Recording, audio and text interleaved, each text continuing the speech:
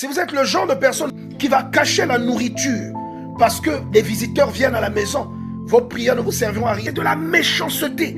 Quel genre de chrétien êtes-vous? C'est qui ça?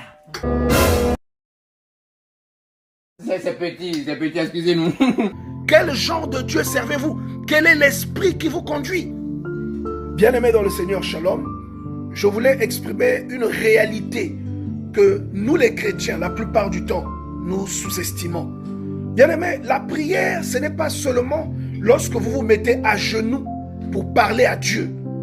Votre comportement est l'extension de vos prières.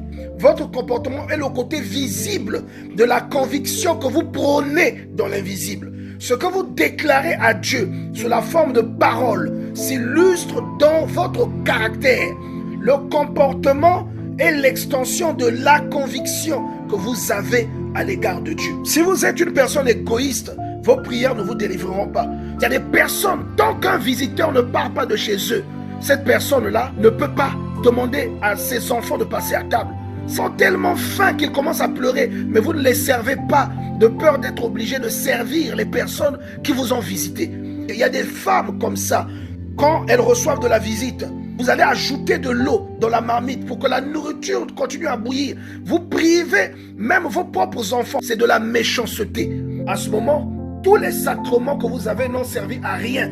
1 Corinthiens chapitre 13. L'amour est la chose la plus importante à illustrer chez un croyant. Vous pouvez parler le langage des hommes et des anges. Si vous n'avez pas l'amour, vous êtes comme un morceau de fer qui résonne. Il dit, vous pouvez donner votre corps pour être brûlé et vendre tous vos biens pour la nourriture des pauvres. Si vous n'avez pas l'amour, vous êtes comme un tam-tam qui retentit. Ça veut dire que votre billet de sortie aux yeux de Dieu, ce n'est pas le nombre de versets que vous connaissez. Ce n'est pas au nombre de cultes auxquels vous avez pris part, au nombre de fois où vous êtes allé à l'église, au nombre de versets que vous connaissez, que Dieu estimera que vous êtes un enfant de Dieu. Et quelles que soient les offrandes que vous faites, quels que soient les sacrifices que vous aurez faits, jamais cela ne s'exprimera assez fort pour submerger les défauts que vous illustrerez vis-à-vis des autres.